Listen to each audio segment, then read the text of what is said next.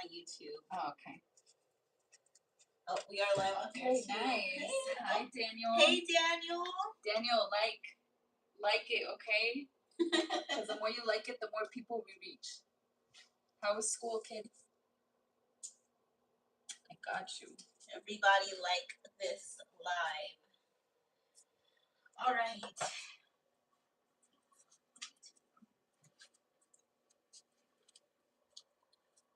It was boring. Did you learn something at least? I'm going to put this one. No, you didn't learn anything. Where are you going to school then? Hey, guys. Welcome to our live. We're going to talk about the home buying and home selling process once again. So if you have any questions, let us know, guys. Drop them in the comments below, okay? We had a very busy day today, but we are here.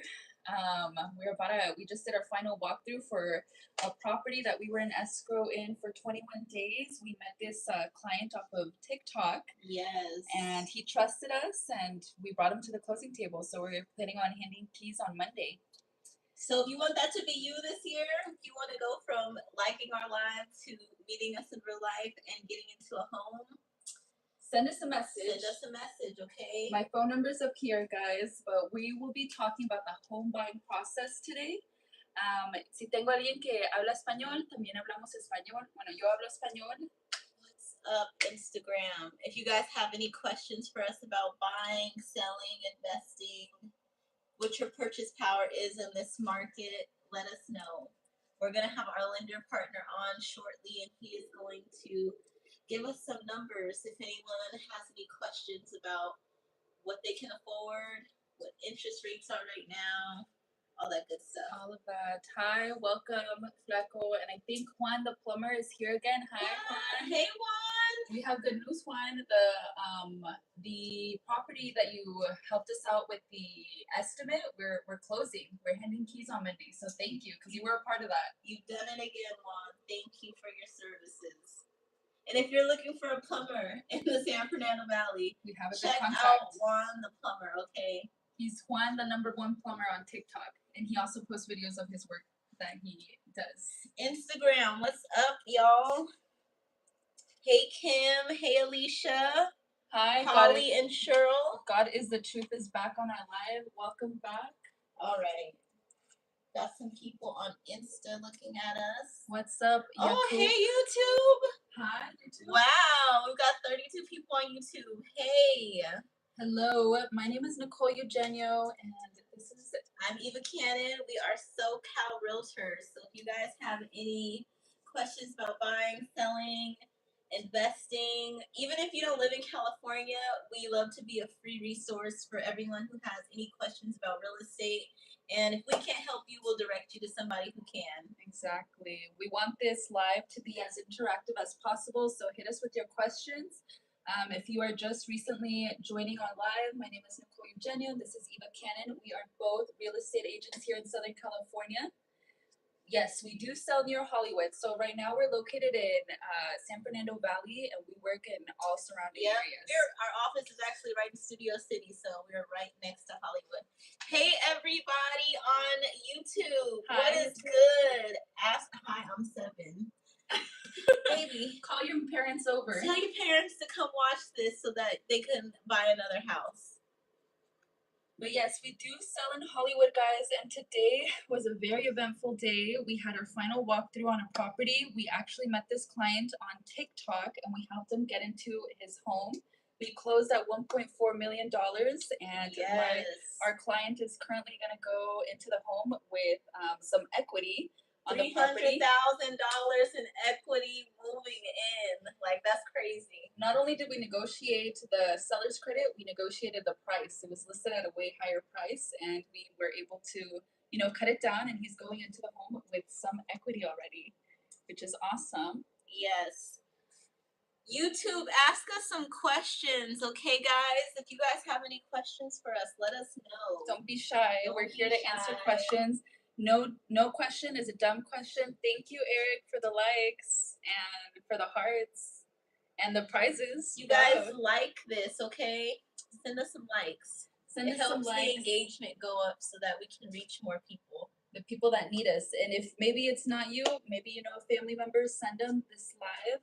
Guys, we're going to be talking about the home buying process here in a little bit. We're waiting for our lender partner to come on the live so he can also answer some of your guys' questions. Yes, so think of all your good money questions for him. If you guys have any questions about what your purchase power could be, maybe if it's a good time for you to refinance, if you were one of those people who had to buy at 8%. Oh, I love this. I love how we're getting so many questions here on TikTok. I don't know why people are leaving. We need you guys to ask us some questions so we can get the engagement going. God Come on, is the YouTube. truth. Thank you for sharing our live. We have a question here from Adrian already. Awesome. He said he is asking 16 down, 775 credit, first time home buyer. What can I get? Ooh, that's a great question for our lender. 16,000 down and 775 credit. Well, I'm gonna sit here and try to do some number guesstimate based off of what I know from Dean. But what area are you looking in first? Let's start with that. And also, how much money do you make a year? That's a better way of how we can figure this out. We need to know how much money you make a year and your monthly debt to income ratio. we have another person here. Adam, how much are the houses? Where at? It depends on where you are. Where are you at? Here in Los Angeles, they can go anywhere from 700,000 up to multi-millions. So it just depends on what you're looking for. We can find you what you're looking for in your price range. Karush says, I sell a genetic AI-powered platform to small businesses, realtors. If you guys are interested. Karush, I'm going to go ahead and follow you. You might be a contact that we need later on. Okay, so Adrian is following up with our question. He said, zero debt, 80K, California, Southern California. All right, perfect. I know exactly how much you can afford actually with that. Just 1 second. We have a breakdown here. Depending on if you get an FHA loan or if you get a conventional loan, with what you said that you can, what you make, I would say that he could afford to write about 500,000. That's just a guesstimate. This is a guesstimate from some numbers that we have because you make more than the 50,000 range, but you make a little less than the 100,000. So I'm just averaging the middle, which would be in the 500 to 600,000 range, depending on what loan program you used. But with 16K down, I would assume probably like closer to the lower 500,000s. Adrian, where are you located at? What area are you thinking of purchasing? But we are Southern California realtors. How much are the houses? I'm in Inverness. Inverness. Where is Inverness? Never heard of that. I've never heard of that. I don't think that's in California. Upland, California. Oh. Okay. You should be able to find something in the that IE area for that price range. I closed a deal in Hesperia for a 2-story home. It was 4 bedrooms, 2 bathrooms, and it was listed out. It was sold for $480. So you could definitely get something with $500. Yes, you can. Oh, he's in Florida. Nice. How do you like being in Florida? Guys, sorry, I can't stay wishing you the best. Thank you, okay. Chi-Town Rob. Thank you so much. All right, guys. Dean is on. Dean, let's invite Dean. We got Dean the lender on. Good. We're about to bring our lender partner on. So if you guys have any questions about how much you can afford, this is our guy. Hey, Dean. Hi, Good. Dean. How are you, Dean? Nice to have you back. We have some questions about purchase power, about how much somebody could afford. So let's see if my guesstimate was right. Adrian is still here in the chat, and he already had a question for you, Dean. Let me go back to the chat. Are you ready? Okay. So he's saying he's planning on putting down 16K. He has a credit score of 775. First-time buyer. He's a first-time home buyer. He has no debt and makes 80K in SoCal. What is his purchase power? Yeah, so we make 80K a year, and then he wants to put 16,000. Yes. 80,000. Let's see. And then also he's asking which program would be best for him, FHA or conventional, based off the information that we just gave you? Yes. Okay, so 80K, great income. I think that's higher on the average scale. So let's just say it's right around, I'd say $6,000 a month, right? Let's just say 6,000 a month. Get that right, 612. Yeah, let's say $6,000 a month. No debt at all. Exceptional credit score. I would actually put you around 500,000 to about 650. Just right around that ballpark. You're right. I'm too good. I'm too good. Oh my gosh. That was a good Dang, estimate. I should have put a bet on that one because I actually literally guessed just that. Hey, There you go, Adrian. Dean, I'm That's about to your purchase become a power. lender. I'm coming for your job, okay? No, but that's a good amount if you're planning to purchase an upland. That's definitely a good amount. Yes, give us a call. Contact us. Let's help you. Let's all get this together. Oh yeah, Dean. So what loan program do you think will be better for him in that circumstance of only wanting to put 16K down? Yeah, good question. So let's dive into it because it's really not what loan program is better. It's really what's better for you. So with the FHA loan, you can get more house, but you're going to have higher monthly payments, right? And this is just out of a random scale, okay? Because I know 9 out of 10 times, it's just frustrating to understand. With FHA loans, you have really good interest rates, but you typically pay more monthly. And the reasons being is because mortgage insurance takes over completely.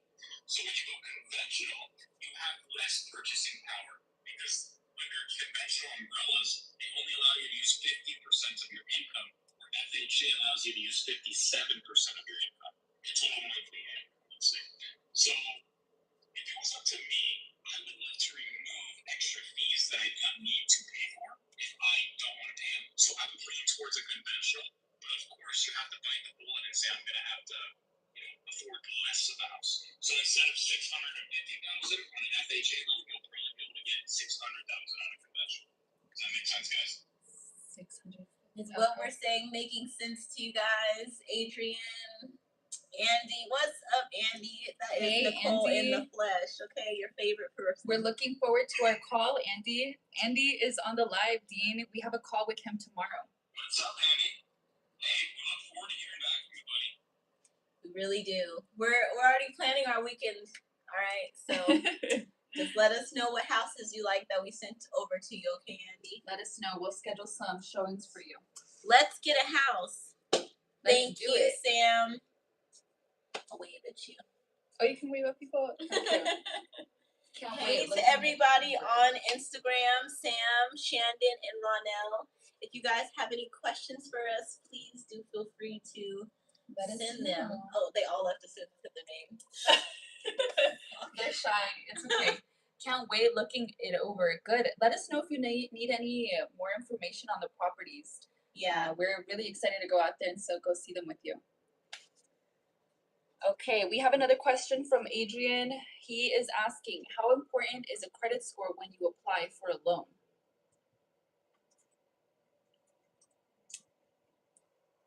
Dean? Are you there, Dean? Did we lose him? Sorry, guys, technical difficulties. It's okay. Can you guys hear me? Yes, we can hear you. Okay, perfect. It's a bit laggy on my end, but how can I help? Let's hear it. He's asking, how important is credit score when you're applying for a loan? Yeah, so Adrian, very good question. Credit score, I would say, is, let me just give you kind of an example of why credit score is so important. The most times that people get denied off of an application is due to credit score, right? So for instance, with Fannie and Freddie are the overlookers of all loans. Under their guidelines, they want, let's just say for conventional, they want someone that has at least a 550. With an FHA loan, Fannie and Freddie would want you to be at least 580 or above. Now, when it comes to interest rates, you get the best interest rate out there if you just have a better credit score. So if you have something in the 7s, the banks give you pretty much the best thing out there. But if you have something below that, that threshold is kind of an indicator for them to say, hey, you're maybe irresponsible on the borrowing side, on the responsibility side. So therefore, we're going to give you a less of a favorable rate. So Credit scores are very important. It's probably the deal killer of all loans. So make sure that you get your credit scores up because it's not only for mortgage loans, it's for any other type of thing you decide to inquire about. So if you want to open up with credit cards, they're going to go ahead and check your credit score. If you're going to get a new car, they're going to check your credit score. If you're going to get a private money loan, they're going to check credit score. So ultimately, get a good credit score and work your way up. So the better your credit score is, the better your interest rate will be. Is that Yes. right? Okay. He's asking now, how long should you wait for an offer response before I move on? How long should you wait for an offer response before I move on? Can you clarify a little, or go ahead. So he's saying, I think so. He's saying when he puts an offer on a house, how long should he wait for a response until he moves on? Well, we can basically write it in the contract when we're submitting your offer. You could have a deadline of 3 days, which is usually what we put in the contract. So after 3 days, if they don't respond, then you just go ahead and move on and keep searching for another home. Yeah.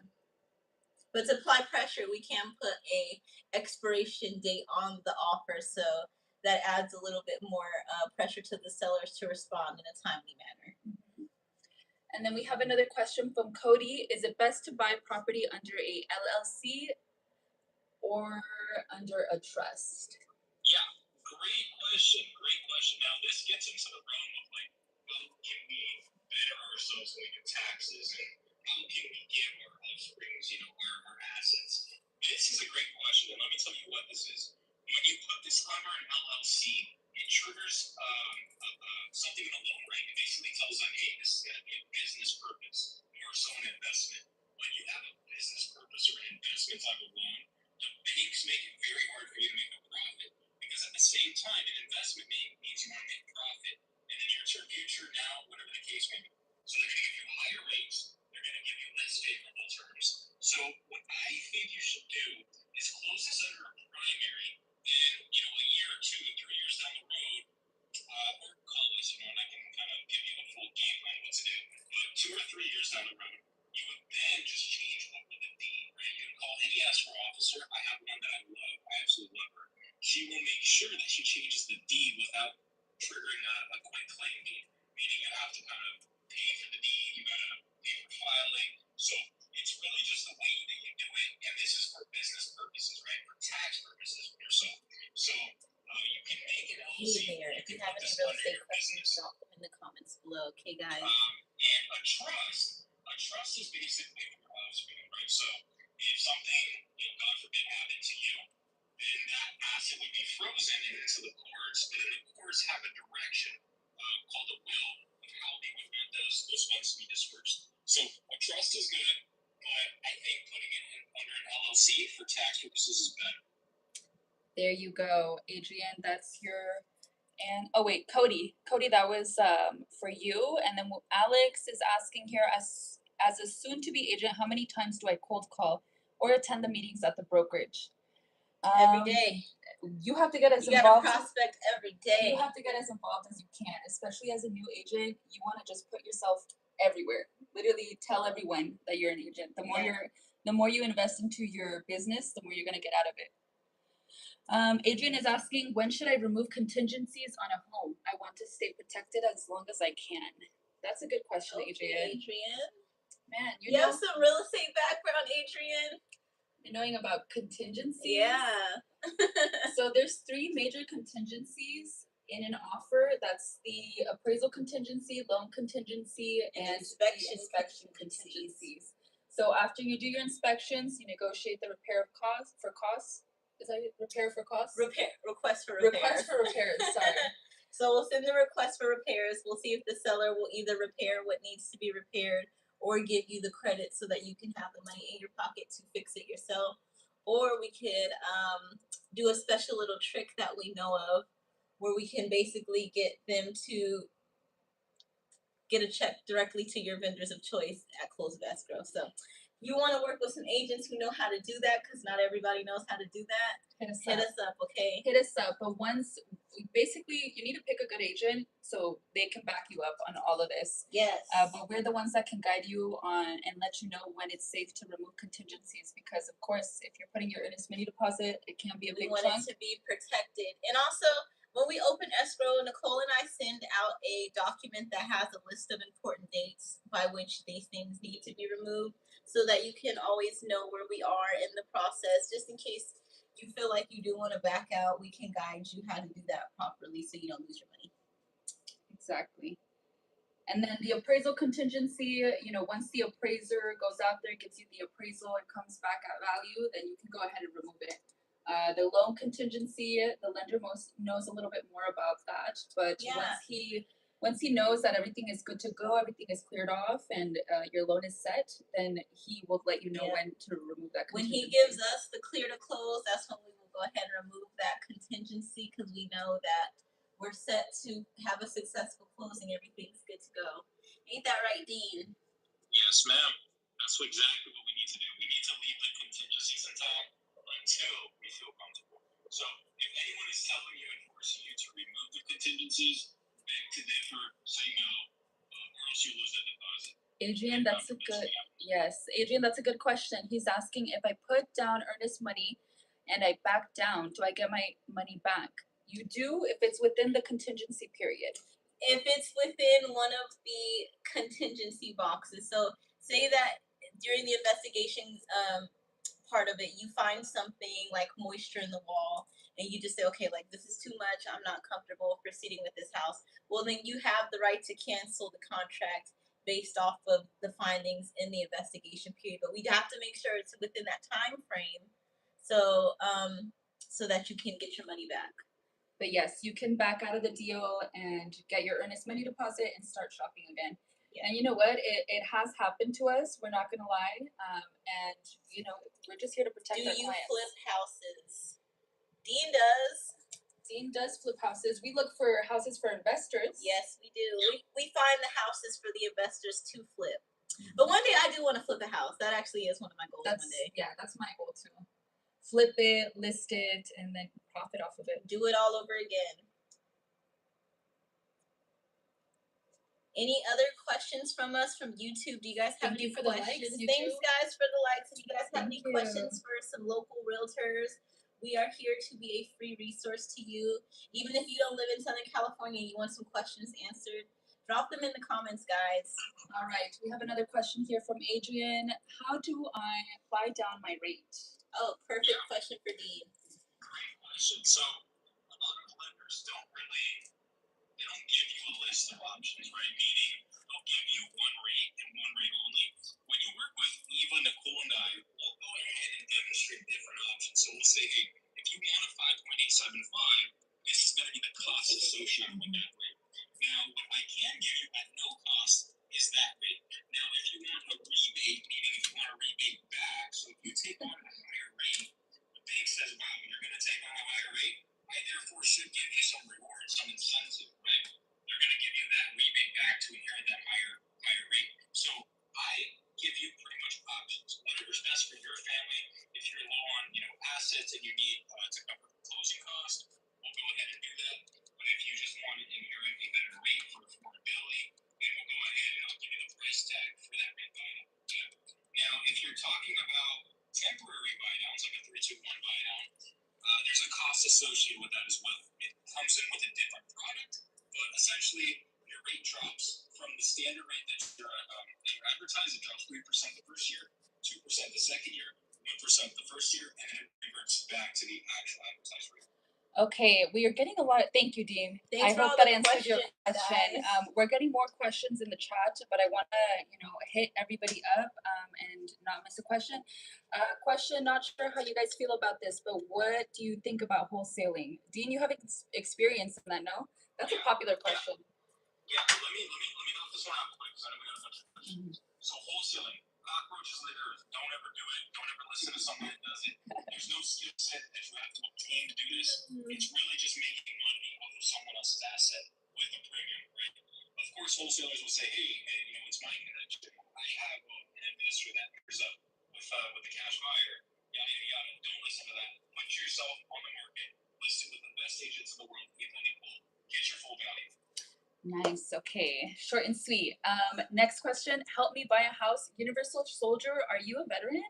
Are you currently working as in the Marines or In the Marines? in some sort of branch? Let us know. But if you are a veteran, there are programs for you. Yes. 0% down. And even if you aren't a veteran, we can still help you find a house. Definitely. So she's gonna follow you right now, okay? So I already followed you. Okay, If you cool. want more information or if you want a free consultation, our phone numbers are right here. My number's on top, Dean's number's at the bottom. Okay, and then I have another question here. Does that say ITIN 3.5% as an interest or down payment? That is down payment. 3.5%. If you guys work with ITIN, si ustedes trabajan con ITIN, tenemos un programa disponible para ustedes, nada más necesitan el 3.5% de enganche para entrar. Here, let me answer this one for Sunday. So everyone in real estate profits off someone else's asset. 100%, right? But with wholesaling, they take more so 50 to 60,000. They don't care about you, right? What agents and what lenders do is we care about how much you get for the house because, of course, at the end of the day, the more money we get for the house, the more we get paid at the end of the day. So we're incentivized to sell this for max profits. Wholesaling, they're doing the complete opposite. They want to put you under contract for something 40-50% below market value so that they can benefit off your asset, right? So it's different. We're assisting, they're taking. That's the difference, Usan. that's the difference. That's So the difference. list with an agent, preferably Nicole and I. Fiduciary responsibility. Yes. For the people that are just joining our live, hello. We are realtors here in Southern California. My name is Nicole Eugenio, and this is Eva Cannon. Hello. And we are here to answer any of your questions that you guys might have. También hablo español. Si tengo gente aquí que nada más habla el español, pongan sus preguntas en el comentario y tenemos aquí al prestamista para que nos ayuden también. Yes. So if you guys have any real estate questions, buying, selling, investing, about your purchase power, let us know. Good question, Adrian. Who pays for the agent's commission, the buyer or the seller? Typically, it is the seller. The seller. But there are times where a buyer might have to come up a little bit, but very rare. Typically, the seller is the one who handles the buyer agent side. Yep. How much is your fee? Depends on if we're on the listing side or the selling side. Nose rings aren't professional. Okay. Okay, what's the interest rate for housing right now? What is the interest rate for housing right now? So housing, are they referring to like how much interest rate is for a conventional FHA loan? Is that what you mean? How much it is for a conventional or an FHA loan? Can you clarify for us? Mm-hmm. And then somebody else is commenting here, how can I start flipping homes or start developing or like getting capital? Yeah, so let's dissect this question. So how can I start flipping homes? You have to first, in order to talk to agents like Nicole and Eva, and you also have to get in contact with someone that can lend you the money, right? Once you acquire basically the trifecta, then you can go ahead and buy homes. Now, when it comes to flipping homes, you mainly want to get a hard money loan. Those are meant for flipping houses. You can't get a conventional loan because you can't go sell this house within like 3 months. That's illegal. Conventional loans. These are made for secondary person. Edwin, a nose ring has never stopped me from closing a deal. So Clock it. We're about to close one on Monday, so 1.4 million. Yes. So that has never stopped me from closing a deal. I don't know them, but does a nose ring hurt their ability to sell at home? Nope, not at all. It actually helps our abilities, believe it or not. How much for the Asian? Let's keep it respectful on Let's this keep it live, respectful. y'all. Dee, they're asking about you. How much for you, sir? Question: if my co-signer has 2K debt for Klarna and a firm, would it affect me in my loan application? No, sir. Just because, so we really look at 10. So let me tell you this. If you have Klarna or after debt, right, and it's like past, let's say, 2 years, we'll look at that on a credit report. But if it's less than 10 months, we'll totally omit it, meaning we'll take it away from the equation. So you have no worries. And if you guys, if that is from like, let's say, Coachella ticket and you're making payments or something like that, we'll totally ignore it. You know, it's not a liability or anything like that. Okay, so it does not affect you. User 608, I'm gonna go ahead and follow you. If you have any more questions for us, hit us up in the chat. If not, our phone numbers are up there, okay? Dean, are you a realtor or did you start off as a realtor? Yes, I was a realtor, I'd say back in like 2021-ish. And, I don't like assisting in that sense, right? I'm just hard to negotiate for. I ever had a real estate deal, I would just give it to Kick either the an bums MLS, out the no matter what, right? They can get the best price for me. So if it was my house, I would give them the business, right? Because I don't really trust myself when it comes to negotiating like that. But yeah, But yes, but now he is a lender, but he knows a lot Yes. about That's the whole the good home buying part though process. about so. working with somebody who has Not only- expertise in yeah. both, you know. Expertise, Not only is he a knowledge. great lender, he was a great realtor. I actually met Dean when he was a realtor. That's how we met each other at a showing. Oh yeah, because he was showing. He was showing his listing, and Aw. I was showing a buyer, and that's how we met How each cute. other. I met Eva up at an open house too. I just be That's so outside meeting people, y'all. You are the open house queen. Okay, we have another question. Let's talk more about flipping and hard money loans. Okay, let's talk about hard money loans. Dean. let's talk about it. So with hard money loans, right?